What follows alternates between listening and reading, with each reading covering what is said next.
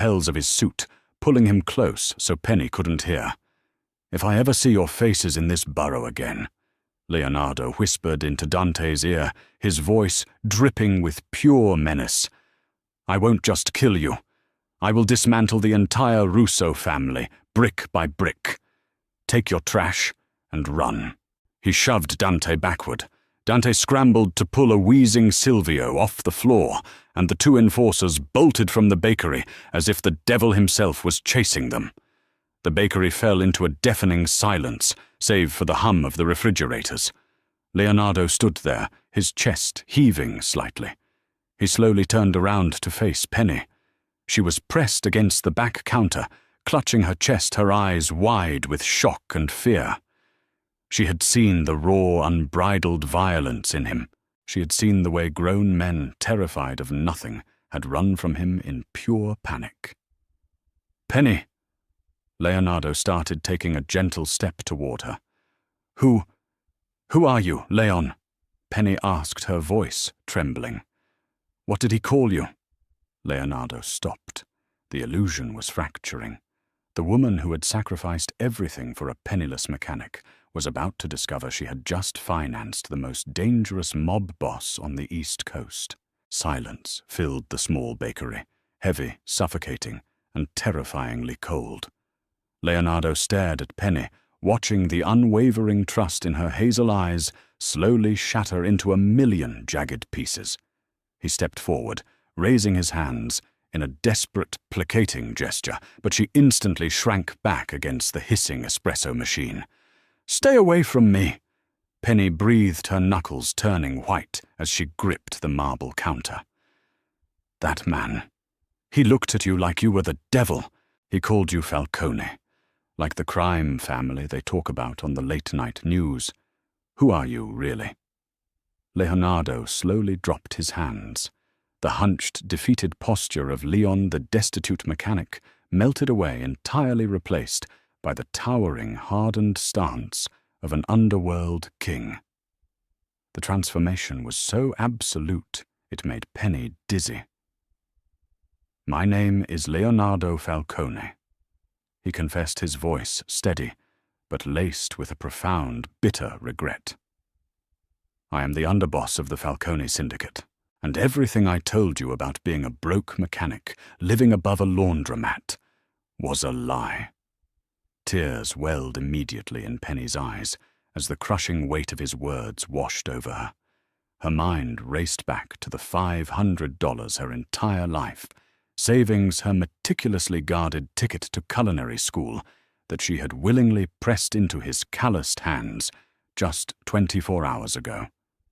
She had skipped lunches to save that money. She had walked 3 miles in the freezing rain to avoid paying subway fares, and he had taken it. "A lie," she whispered, her voice cracking painfully. "You let me give you everything I had. You sat in my cramped living room, watching me panic about you freezing to death on the streets, and you were a billionaire playing dress-up." "It was a test, Penny," Leonardo pleaded, taking another step forward despite her visceral retreat. "In my world, everyone wants a piece of my wealth. Women look at me and see nothing but offshore accounts and luxury properties. I had to know if someone could care for just a man with absolutely nothing. You gave me your last dime. You passed the test." "Passed?" Penny's profound sorrow morphed into sudden, blazing anger. The sheer audacity of his logic snapped something inside her. She grabbed the damp cloth she had been holding and hurled it at his broad chest. "I am not one of your Mafia subjects, Leonardo. I am a human being. You didn't test my kindness, you ruthlessly exploited it. You looked at the fat, pathetic bakery girl who no one ever looks twice at, and you thought, let's see how far I can push her desperation for human connection. Get out." Leonardo felt a physical tearing ache in his chest, sharper than any knife wound he had ever sustained. "Penny, please. I swear to you it wasn't like that." You are the most beautiful, genuine, incredible woman I have ever met. I wanted to protect you. Get out. Oh! She screamed, her melodic voice tearing into a raw sob that echoed off the tiled walls. Before Leonardo could attempt to soothe her rage, the violent reality of his true life brutally interrupted them again. The front glass storefront of Astoria Suites shattered inward with a deafening explosion. High-caliber bullets tore through the display cases, pulverizing the tiered cakes and sending jagged shards of glass flying like deadly shrapnel. The Russo family thugs hadn't just run away in fear. Dante had immediately called in a hit squad, hoping to assassinate the Falcone underboss while he was isolated, without his heavy security detail. Leonardo lunged with predatory speed, tackling Penny to the floor, just as a barrage of automatic gunfire ripped through the exact spot where she had been standing. He covered her entirely with his massive, muscular frame, acting as a human shield, while the bakery was mercilessly torn apart around them. "Keep your head down and cover your ears," Leonardo roared over the deafening noise. He reached to the small of his back, drawing the sleek, black, customized Glock 19 he had secretly carried even in his mechanic disguise. As the shooting paused for a fraction of a second, while the attackers reloaded, Leonardo rolled out from behind the devastated counter. He fired 3 precise, lethal shots through the shattered window. 2 men in dark coats dropped instantly on the snowy sidewalk outside.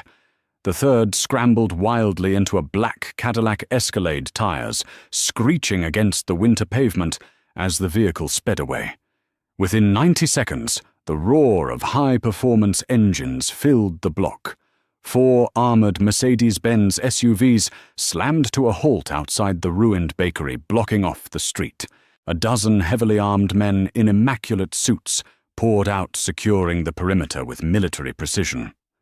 Archie Leonardo's calculating consigliere stepped through the shattered doorway, his expensive shoes crunching over the broken glass. "Leo," Archie said, assessing the carnage with a cold, professional gaze. "We got the distress signal. Are you hit?" "I'm fine," Leonardo growled, holstering his weapon with a sharp click. He turned back to the counter, extending a gentle hand to help Penny up from the floor. Penny scrambled backward, pressing herself against the refrigerators, completely ignoring his outstretched hand. She looked at the hardened mobsters, holding assault rifles, the completely destroyed bakery she loved, and the bodies lying out on the sidewalk. She was trembling so violently, her teeth chattered. "Penny," Leonardo said softly, his heart breaking at the sheer terror radiating from her eyes. "Don't touch me," she sobbed, wrapping her oversized, flour-stained sweater tightly around herself. "Just leave. Please. You've ruined everything." Knowing that his imposing presence was only pushing her further into shock, Leonardo gave her one last, agonizing look. He reached into his heavy coat, pulled out a thick, sealed envelope, and tossed it gently onto the counter, next to the ruined cash register. "Protect this block," Leonardo ordered Archie, his voice turning to ice as he walked out into the freezing wind. "If anyone from the Russo family so much as looks at this bakery again, burn their entire neighborhood to ash." Weeks dragged by, cold, gray, and utterly miserable.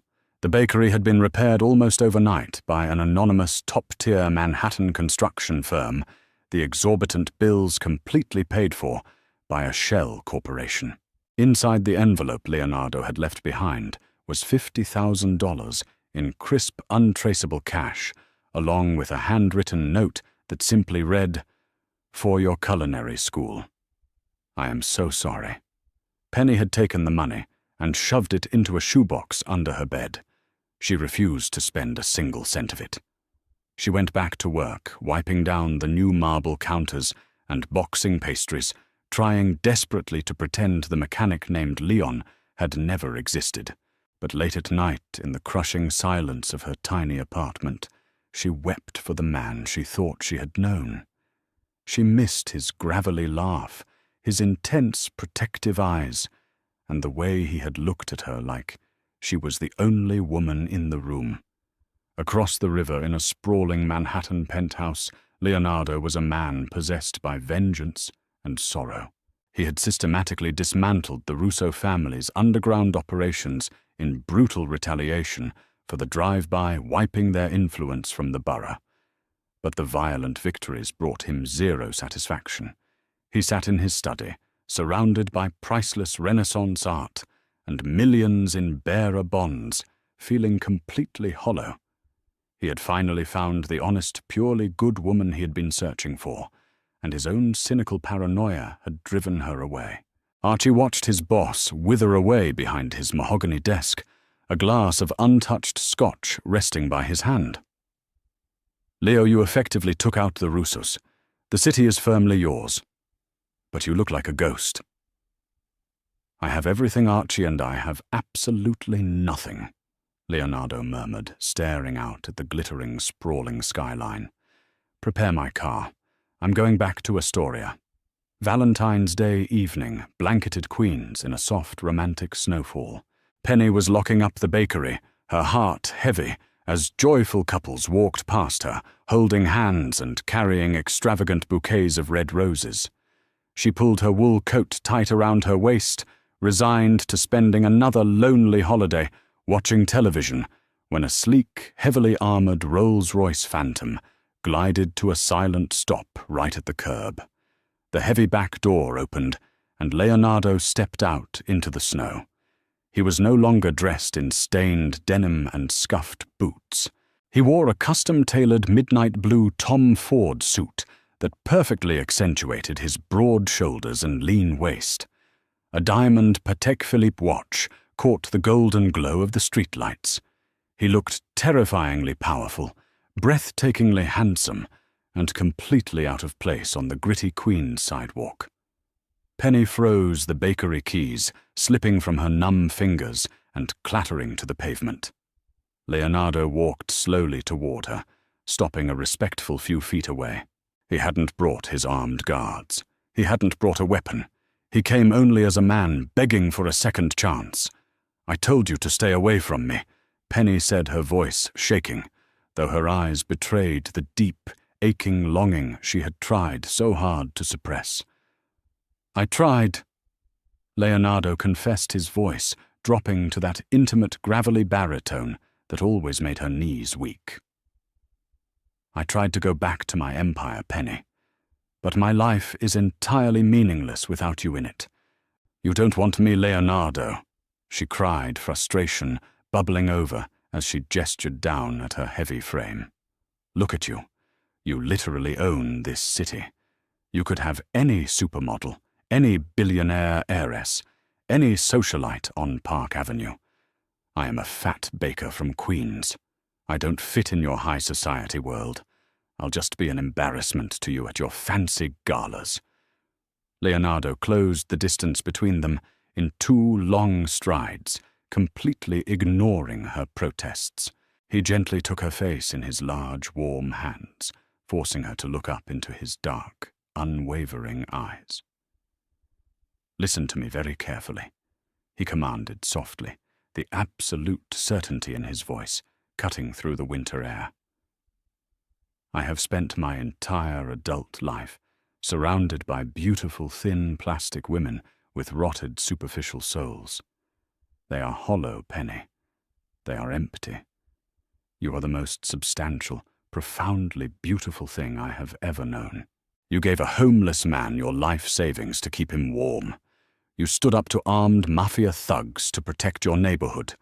You have a heart of pure, unyielding gold, Penelope Hayes. You are a queen, and I don't give a damn about anyone else's shallow aesthetic standards. I only want you." Penny gasped, hot tears spilling fast down her flushed cheeks, melting the snowflakes that landed there. "You lied to me." "I did," he admitted freely, his thumb gently brushing away her tears. "It was the biggest mistake of my life. and I will spend the rest of my days making up for it. I bought the abandoned warehouse next door to the bakery. It's completely renovated. The culinary school for underprivileged kids. It opens next month entirely under your name." Penny stared at him completely, overwhelmed, her chest heaving. "Leonardo, forgive me, Penny. Let me love you. Let me show you how a real queen deserves to be treated." She looked deep into his eyes, searching for the ruthless, terrifying Mafia boss that Dante had run from. But all she saw was Leon, the gentle man who had sat in her corner booth, drank her black coffee, and listened to her wildest dreams. Slowly she leaned forward, and Leonardo captured her lips in a deep, desperate, consuming kiss. It tasted like snow-salty tears and absolute, undeniable devotion. The feared underboss of New York hadn't just found an honest woman. He had found his dark empire's true, beating heart. And Penelope Hayes, the woman who had always been cruelly told she took up too much space, finally found a man whose love was massive enough to hold her. True love doesn't care about the numbers hiding in your bank account or the numbers showing on a scale. It's about the raw sacrifices we make when absolutely no one is watching. If Penelope and Leonardo's story proves that the greatest treasures are often hidden in the most unexpected places, smash that like button, share this incredible Mafia romance with your friends to remind them what real love looks like, and don't forget to subscribe to our channel for more dramatic, heart-stopping stories.